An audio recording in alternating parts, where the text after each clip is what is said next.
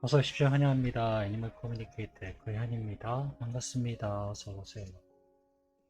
네, 오늘 교감을 나눌 아이의 이름은요, 옹이라고 합니다. 아마 야옹이 할 때 그 옹이지 싶어요. 네.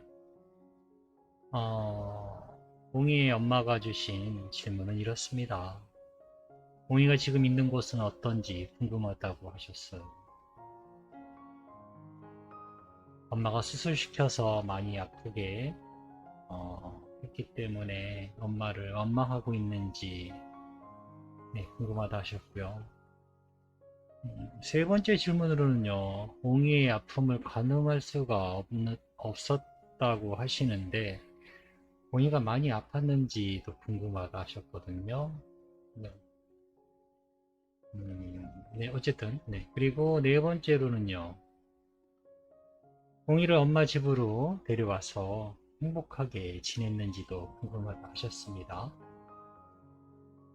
다섯 번째로는요, 다시 한번 엄마의 아들로 환생할 계획이 있는지 알고 싶다 하셨어요.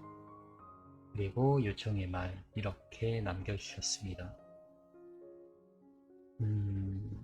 교감을 마쳤고요. 교감 나눈 내용을 여러분들과 함께 공유해 보도록 하겠습니다. 옹이는 네, 지금 주신 질문에 대해서 어떤 마음이었는지 네, 옹이의 마음을 한번 들어보도록 하겠습니다. 옹이를 만나기 위해 여행을 시작하였습니다. 맞은편 앞에서요. 고양이 한 마리가 걸어오고 있습니다. 수염의 한쪽 요 부분에 얼룩이 있어서 네, 분명 옹이가 맞았거든요. 분명 봤는데요. 무심히 제 옆을 지나가고 있습니다. 분명 저를 봤거든요. 눈이 마주쳤어요. 그런데 아무 일 아니라는 듯이 쓱 보고는 그냥 무심히 지나가는 거예요. 무슨 일이지? 하고 제가 뒤돌아서 바라봤어요. 그런데 이제 따라오세요 하는 듯이 저희 얼굴을 저랑 눈이 한번 마주치고는요. 따라오세요 라는 그런 음성적인 정보를 받은 것 같아요. 그리고는 이내 네, 빗속으로 사라집니다. 저도 그 뒤를 따라 들어가게 됩니다. 나무가 하나 있는데요. 그 나무는 굉장히 큰 나무예요. 그리고 고목이었고요. 맨 처음에 얼핏 봤을 때는요, 그 나무들의 그 이파리들이 여러 가지 색이네 라고 얼룩덜룩하고 여러 가지 색이네 했는데 그게 나뭇잎이 아니라 전부 아이들이 검은색 고양이, 뭐 얼룩진 고양이, 황색 고양이, 뭐 이제 얼룩무늬 여러 가지 무늬들이 있잖아요, 아이들이. 그 많은 아이들이 그렇게 앉아 있었던 거예요. 꽃잎이 아니라 그냥 네. 처음에 문득 지나가면서 봤을 때는 아 그냥 이런 나무가 있구나라고 했는데요. 나무는 있었는데 꽃잎은 아니었던 거죠. 다 아이들이 앉아 있고 이렇게 네, 늘어져 있고 이런 모습이었거든요.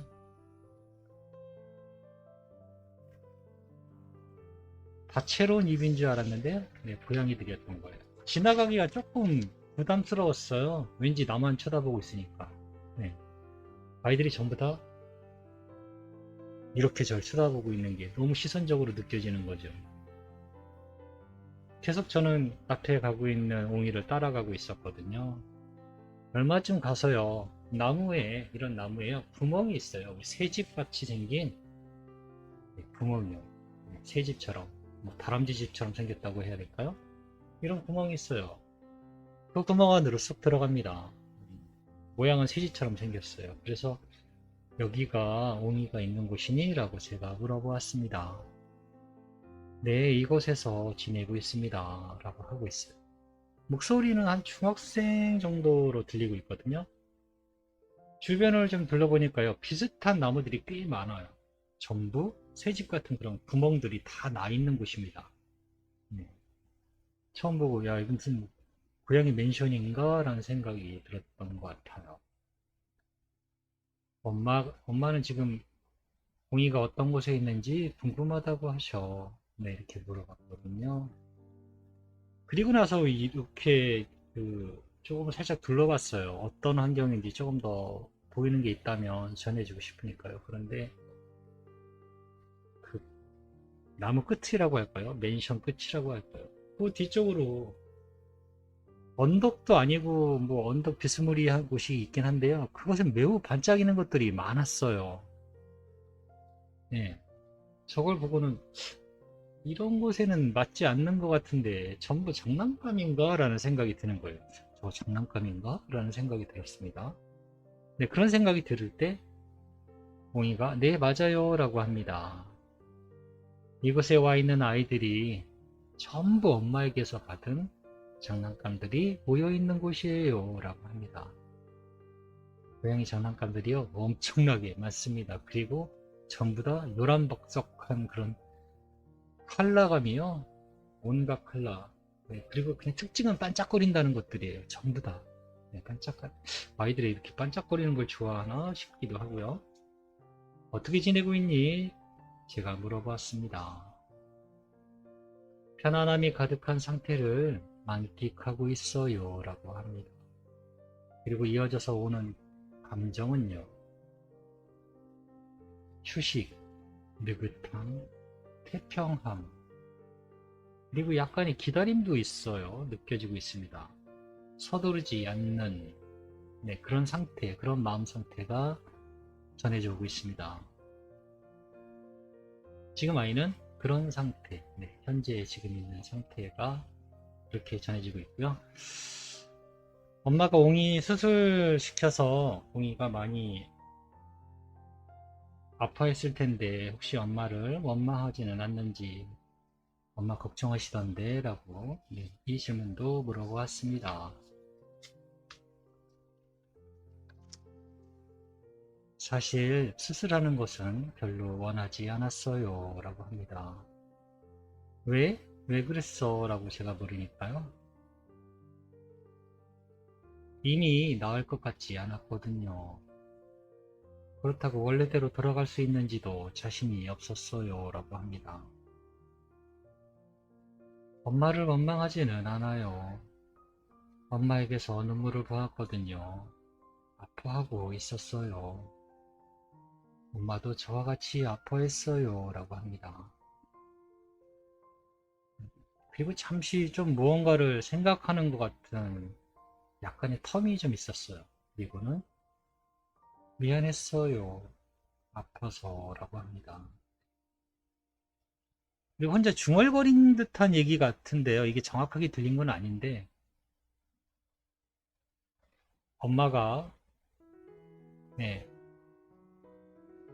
왜 내가 아프냐고 날 원망했을까라는 그런 중얼거림이었었거든요. 네. 엄마가 원망하지는 않았을까라는 생각인 거죠. 내가 아파서 엄마가 날 원망했던 건 아닐까라는 이런 중얼거림이었어요.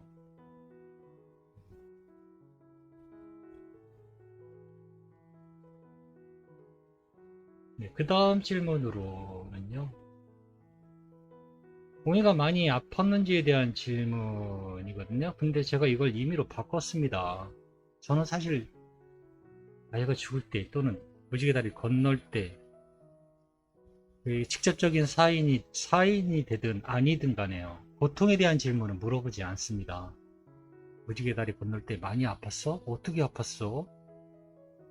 이런 거요. 당연히 우리는 가늠할 수 없어요. 얼마나 아프고 얼마나 고통스러운지는. 그게 사실 지금에 와서 안다 한들 그게 무슨 의미가 있나요? 그리고 그 주신 질문 그대로 물어보면요. 아이는요. 그 상황을 다시 기억을 해내야 되고요. 그 고통을 다시 한 번 더 떠올리게 돼요. 그러면 그 느끼거나 고통의 지수를요. 100% 제가 받는 건 아니지만 어느 정도는 저도 영향을 받아요. 아이가 헛구역질을 한다든가 그러면 저도 그 느낌을 그대로 받아요. 강도가 뭐 똑같진 않겠지만 그런 상태를 저도 겪게 되거든요. 아무리 좋게 의도를 해석하려고 해도 이 질문은 결코 좋지가 않아요. 아이에게도. 네, 그래서 궁금하시겠지만 얼마나 아픈지, 얼마나 고통스러웠는지 이해하시려고 하는 그 마음은 알지만 올바른 질문은 아니에요. 좋은 질문에 이해는 들어가지 않아요. 그렇기 때문에 이 질문을 바꿔서 제가 임의로 물었습니다. 왜냐하면 바로 메일을 보냈는데 엄마 이 집사께서 메일을 확인 안 하시더라고요. 그래서 어쩔 수 없이 제가 임의로 바꿨습니다. 지금은 아프지 않은지, 지금은 불편하지 않은지로 질문을 바꿨습니다. 지금은 어때? 아프거나 불편한 곳이 있니? 라고 물어보았습니다. 아이가 하품을 하면서요. 크게 하품을 하면서 나무에서 뛰어내립니다. 그리고 고양이 기지개를 키고 있어요. 아니요. 어떤 고통도 있지 않아요. 불편한 것도 없습니다. 라고 하면서요. 어딘가 다시 걸어갑니다. 그리고 다시 또 쫓아갑니다. 아까 보았던 장난감이 많은 곳으로 가고 있어요. 그리고 빙글빙글 돌고 있는 저거를 뭐라고 해야 되나? 반짝이? 나비인가? 반짝인가? 뭔가 하여튼 이렇게 이게 돌아요. 그런데 옹이가 그거를 이렇게 치고 놀고 있습니다. 저 아이 손놀림을 봤을 땐요. 아픈 아이는 아닐 것이거든요. 근데 그런 것은 알 수 있죠.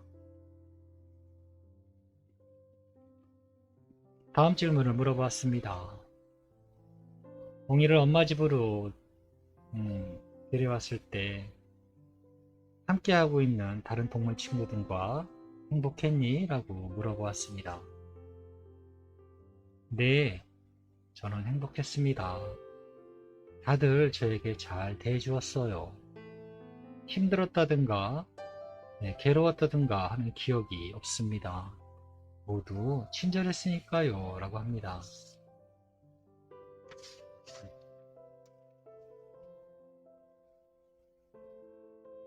다시 한번 엄마의 아들로 돌아올 계획이 있을까? 라고 물어보았습니다. 엄마가 원하면요. 라고 대답을 짧게 합니다.